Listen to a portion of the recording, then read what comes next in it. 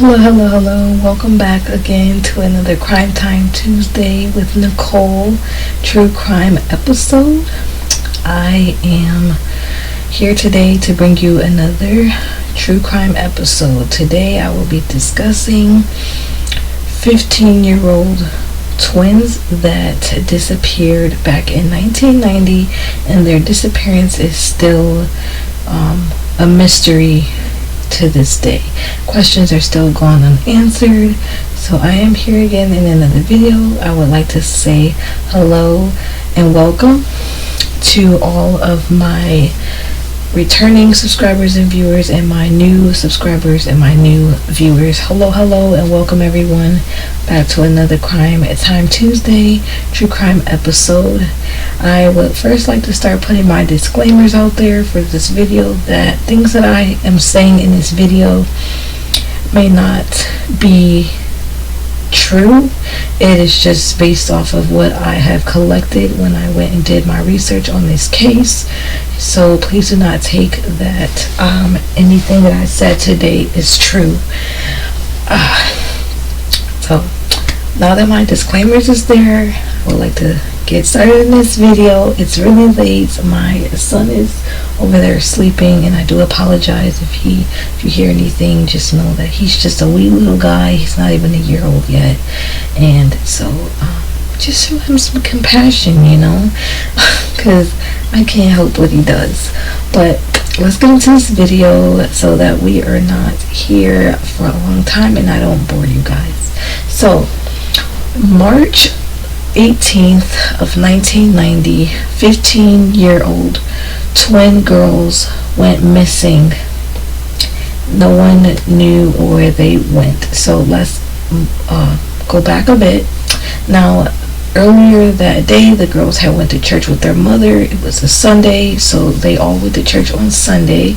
They were a religious family, so that's just something that they did. Now, after church, the girls had told their mother that they needed to get bus fare from their godfather, because I guess he told them that he would provide their bus fare for the week, because they had recently moved from 12th Street to an apartment complex called Coney Circle, and Coney Circle was a little bit of a ways away from the high school that they attended, so it was further than where they used to live on 12th Street. Now, they set off on their walk to their godfather's house to collect their money for their bus fare for the week. They got there, they got their money.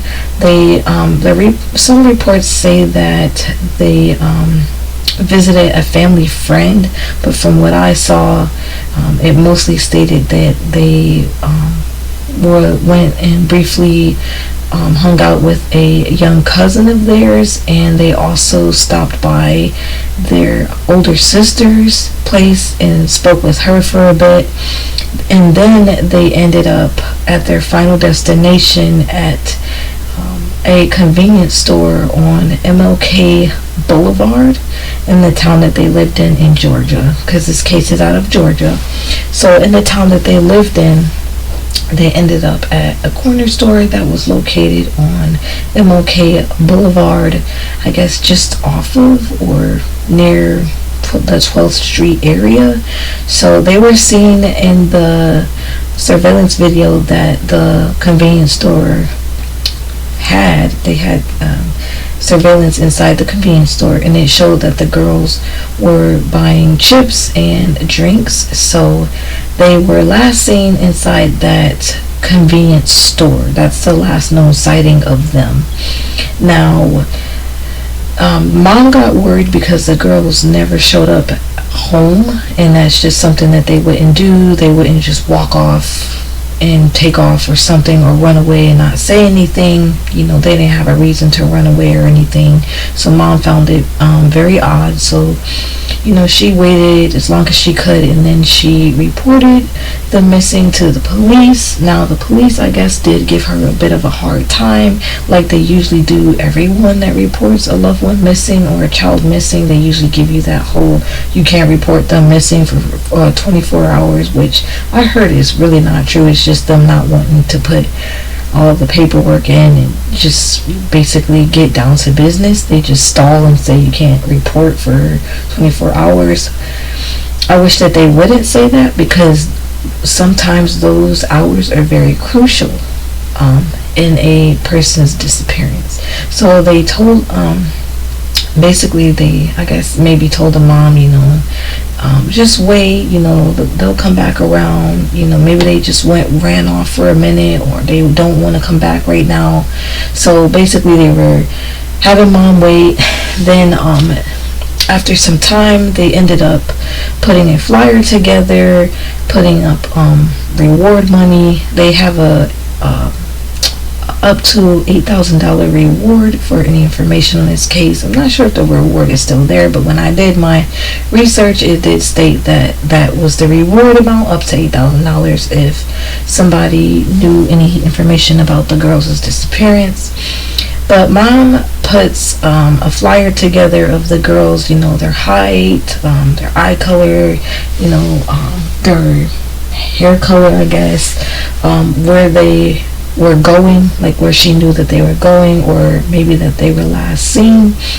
And they put that up on the National Center for Missing and Exploited Children's website. So their face ended up on there. Now, they disappeared in 1990. They were 15 at the time. Now, let's fast forward to a year later in 1991.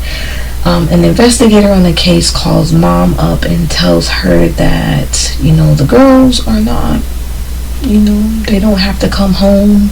I don't know what the laws are back then about, 17-year-old kids, just going missing or not coming back, or just being able to take off like that and not coming back, and the parents not being responsible for their well-being or their whereabouts. I'm not sure what the laws were back then, but I do know in this day and age you cannot. No, that does not. They don't tolerate that. They will question you. You will probably even go to jail if they don't know where your kids are and you can't give them an explanation of where they are. So I do know that that's something that probably did occur back then. They probably didn't have the laws weren't as strict as they are now, but I do know now you cannot do that. So basically they told her the girls didn't have to come home. She was still devastated because their 16th birthday had came and gone. They never showed up. It's a year later. They're still not home. She misses her girls. The younger sister misses them, obviously. The whole family who was close to the girls obviously missed them. So they just were heartbroken and devastated that the girls were not home, and it has been a whole year. So also, when I did my reports, it stated that someone had called in to the police department to report that they had seen the girls leaving. Now, I don't know. They didn't go into detail of what that person said. They just said that the anonymous caller said they seen the girls. They called in and said they saw Danetti and Janetti Millbrook leaving. Police said they didn't know if that meant they left the area or they left the state, but that kind of led them more to say that it was for sure that they ran away. The family was still standing by the girls and saying that they did not run away because they know that they wouldn't do something like that. In most cases, I think that that's usually what happens, is they assume that someone ran off or someone wanted a new life or something like that. So that's not always the case though, but in fact, the police, they just don't want to waste their time and resources, so they come up with these conclusions and assumptions, to just basically brush the case off or brush off this person or the person's family, which is very sad, but they do in fact do that. So due to them getting that tip, they did take the girls' missing flyer off the missing the National Center for Missing and Exploited Children's website, they did take their flyer down because they assumed that the girls were in fact runaways. Now the mom did do an interview with NBC News 12. Not sure what year that was, but I do know, I'm guessing it was around the time the girls disappeared, and they were trying to keep their name and story in the media. She did an interview with the reporter from the News 12, and she stated a few things. She mentioned a few things to them that one, that she thinks that, because her girls were black, that automatically put it in the police officers' heads that they ran away, because I don't know what this, it's, I don't want to get into all that prejudice, things like that, but in most times you do kind of get overlooked if you are a certain like race or nationality other than like Caucasian, and it really does suck, especially with our indigenous women and our African Americans and our Latinas and Latinos. They tend to look over people that are missing in those groups of nationalities or race or whatever.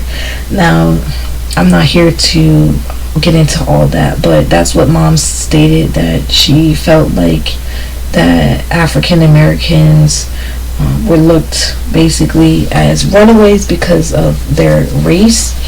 She did also state that the father of Danetti and Janetti Millbrook, John Millbrook, did not have interest in finding his daughters. He didn't want to find his daughters, so I felt like that was a little bit sketchy.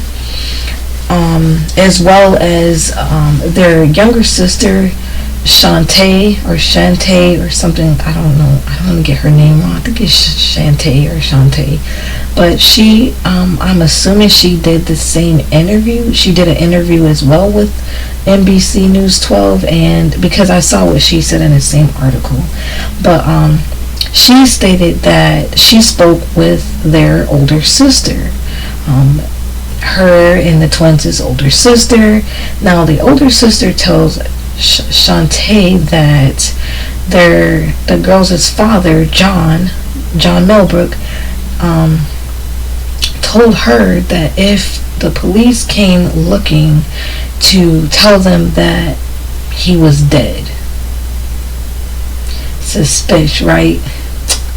I know, but I cannot speculate. I feel like I don't have the right to do that, but it's pretty suspicious to me that he would say something like that. He would make such a statement like that, or remark like, yo, I don't want nothing to do with that. Leave me out of it. Just tell them I'm dead and it'll keep the police away. But that's what he said to his older daughter. So basically, I guess they never spoke with the dad. I'm not sure, but I do know to this day this case is still unsolved. Their disappearance is still, like, their whereabouts are still unknown. Questions that they have are still unanswered. They are still deeply sad and troubled about what happened to their loved ones. Now, I do want to say that my heart does go out to the family, and I do feel so sorry that something like this had to happen to you guys. And they were such beautiful girls from what I saw on the pictures that you guys had of them. They were beautiful girls, and whatever happened to them, in my opinion, if something did happen, I do feel sorry and wish that it did not. Now, I do hope that it is not the case. I hope that the girls probably just, maybe was taken, but like maybe released, and they decided to, I guess, live life where they were, and hopefully that the girls would come home to their family one day, or they'll get in contact with someone to let them know that they are still alive and well. I really do hope that that is the case. This case is so bizarre, and I did I think, I don't know if I mentioned this already, but I did come across on one of the articles, it stated that these girls are the first twins to ever go missing and not ever be found, and no one ever knew what happened to them. So their case is the first case of basically twins going missing that was never solved, and their whereabouts are still unknown. And that's kind of crazy to me, because I believe that everybody deserves an answer to what or why, what happened, or why did it happen, and I believe in justice. So whatever happened to these girls, I hope that the family is able to find peace one day, and that the girls are okay, and there's a happy ever after. So I'm just like still mind blown. Also, I did see in an article, there was a little something about some little research that was done on statistics and like kidnappings and reported cases of children being kidnapped. Excuse me. I will put that in the link below, because it is a little bit confusing. I just wrote it down in my notebook that I have, and I will put that in the description once I have uploaded this video, and you guys are going to be able to go there and read what the statistics show. Or you can also, I can just put the links down to what I have seen so far and collected, and you guys can feel free to go view that as well, read through the articles. And I do have the link to the video that I saw that they did with the cold case project in Georgia, so you guys should be able to watch that. It's about, I think, 7 minutes and a few seconds long. So if you guys want to go and check that out, I will have that link in the description below. Please remember to be nice. If you do want to leave any comments, feel free, you can leave it in the comment section below, but please be nice, because the family probably will see this video, and even if they don't, I don't want anyone to be rude, especially in my comment section on my video. I'm still new here to this true crime community, and I don't want anyone to feel offended or hurt, or even my video being flagged and taken down. So please be kind. I am taking, if you guys have any suggestions, I'm taking suggestions on other videos and cases. So if you guys would like to see any more cases of things that I don't know about so far, please feel free to write that down in the comment section below. I want to say thank you so much again for joining me today on another Crime Time Tuesday True Crime episode. I know I'm a little off right now. I am very tired, and I do apologize if I'm very off or I'm looking sluggish or whatever, but I'm winding down and my body's going into a sleep mode, and so I do apologize. But I do want to say thank you so much for watching my video. Please don't forget to like, comment, subscribe, maybe give a thumbs up, whatever you feel, so please do. But yes, always be kind to one another, and thank you for watching my video. I enjoyed being with you guys today, and I will see you guys in another true crime episode. Bye.